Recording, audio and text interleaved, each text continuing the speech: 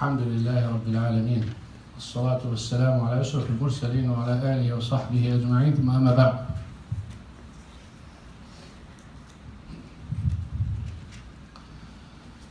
في قوله سبحانه وتعالى وهم ينهون عنه وينأون عنه وإن يهلكون إلا أنفسهم وما يشعرون. Allah Subhanah wa Ta'ala in Surah Al-An'am talking about the situation of the disbelievers and the worst kind of disbelievers and hypocrites and such. He's saying Subhanahu wa Ta'ala وَهُمْ يَنْهَوْنَ عَنْهُ. They tell people to stay away from Prophet Muhammad sallallahu alayhi wa sallam, to stay away from the Quran and listening to the Quran. وَيَنْأَوْنَ عَنْهُ, and they are distancing themselves away from it too. So not only they're not following it, but also they're telling other people not to follow it. Similar to an ayah in Surah Al-Fajr. كَلَّا بَلْ لَا تُكْرِمُونَ الْيَتِيمَ وَلَا تَحَاضُّونَ عَلَى طَعَامِ الْمِسْكِينِ. Not only you don't take care of the orphan and you don't help the needy person, but you don't encourage one another to do it. So maybe I'm stingy and there is someone in need. I don't want to pay, but maybe I go to Brother Fadl Rahman, say, Brother Fadl Rahman, they're good people. So I can encourage him to pay even though I'm not paying. So the evil is double. You're not doing it, you're not encouraging someone to do it, and it gets even worse, you're telling other people to not do it. That reminds me of whom? Some people you come and you enjoin good and forbid evil with them. They're doing something evil. You come and you remind them of Allah Subhanah wa Ta'ala, or you tell them a hadith or an ayah that it is prohibited or haram or something. What do? They do it even more. I come and I say Izz. Now, you know, with the iPhones nowadays, you will not distinguish you're in the bathroom or in the masjid or anywhere. You have it in your hand.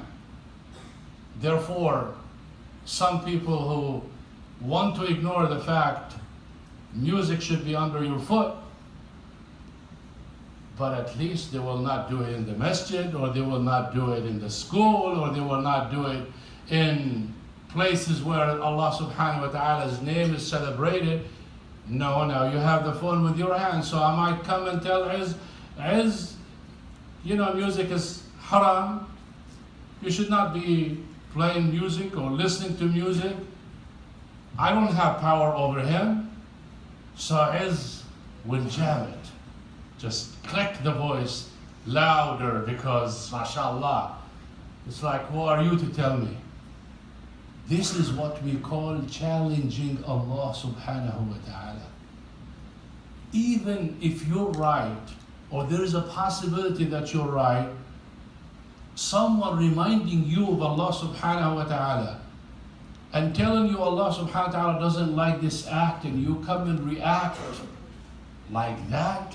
Just like you tell someone smoking is haram and he takes the cigarette and he goes, oh really?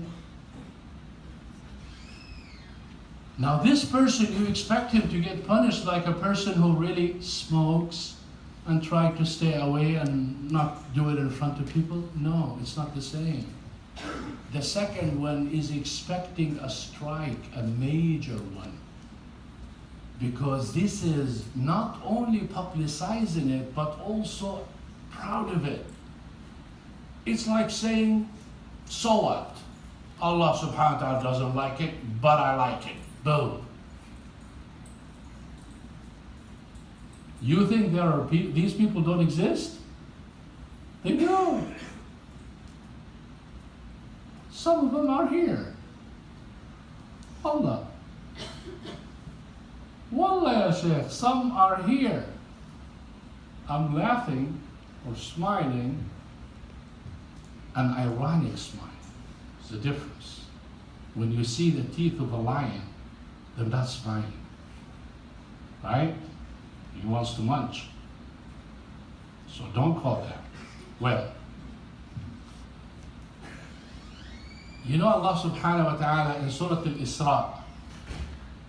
Can someone help me with the ayah? واستفزز من استطعت منهم بصوتك وأجلب عليهم بخيلك ورجلك وشاركهم في الأموال وعدهم وما يعدهم الشيطان إلا غرورا. استفزز من استطعت منهم بصوتك. Stepsis. Incite them. Allah Subhanahu wa Ta'ala telling the shaitan. So the shaitan decided to not obey, so he said he's going to lead the people astray. So Allah Subhanahu wa Ta'ala challenged him and said, go ahead, with your voice, incite them to disobey me as much as you want. What's the voice of the shaitan? Have you heard his voice before? What is the voice of the shaitan? Music. Oh yeah.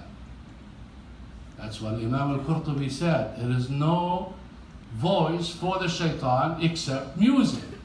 See, the voice of the shaitan doesn't have to be physically. It can be through something else that leads to the same purpose. Shaitan whispers to convince you, and he incites the devilish people to do all the haram, and then you go through it. Name an evil act or name an evil place. Music is not the first ingredient of it. Name something haram that music cannot lead to it.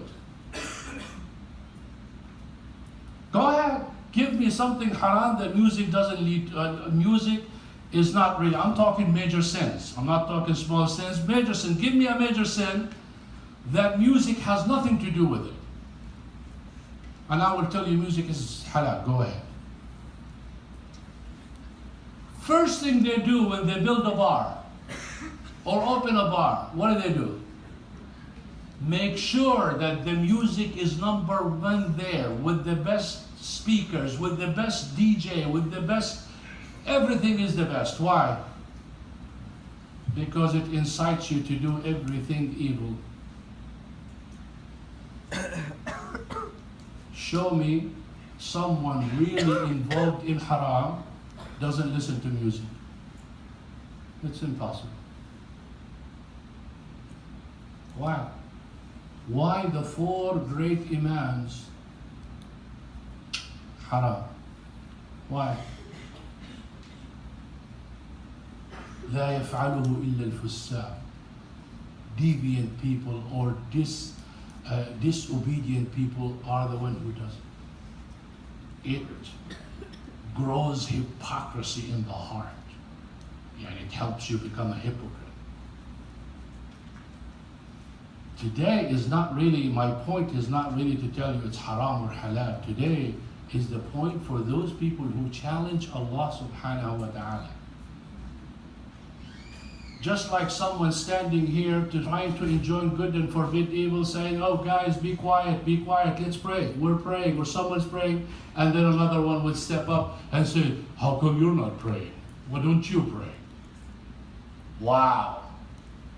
So now the one who's enjoining good and forbidding evil, you're making him an evil, so you want to stop him from doing that.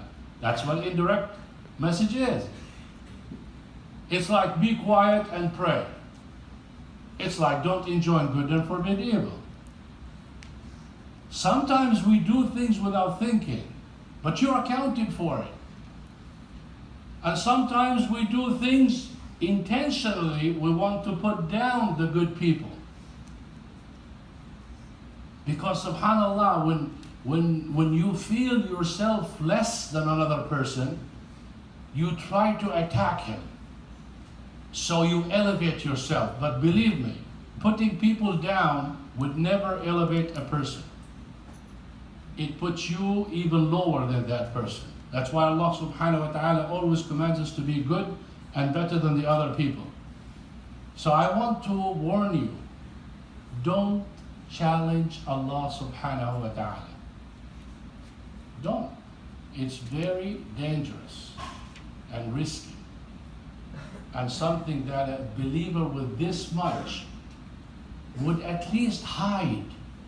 Wallahi, if I don't want to leave the haram, I would just at least be quiet or avoid it in certain places and all that. Then it's between you and Allah Subhanah wa Ta'ala. He deals with you. But when you do it in front of everyone, you're challenging Allah Subhanah wa Ta'ala, you're belittling the sin, you're encouraging everyone else to do it, and you're putting down those who are enjoining good and forbidding evil, and making the evil powerful and the good weak. That's not how believers behave. May Allah Subhanah wa Ta'ala help us be from the people of the Quran. Those people who they have the app of the Quran and they have the reciters of the Quran. When they want to feel good, they recite the Quran. They learn the best ways of recitation. They listen to someone who recites good. That's what really gives you life, and the sweetness of it lasts for a long time. The music, you hear it, you feel good, then after you shut it off, you feel zift. You know what zift is, right? No, you don't feel, you know what zift is? Oh, you're new, brother. Oh, you already know it, alhamdulillah.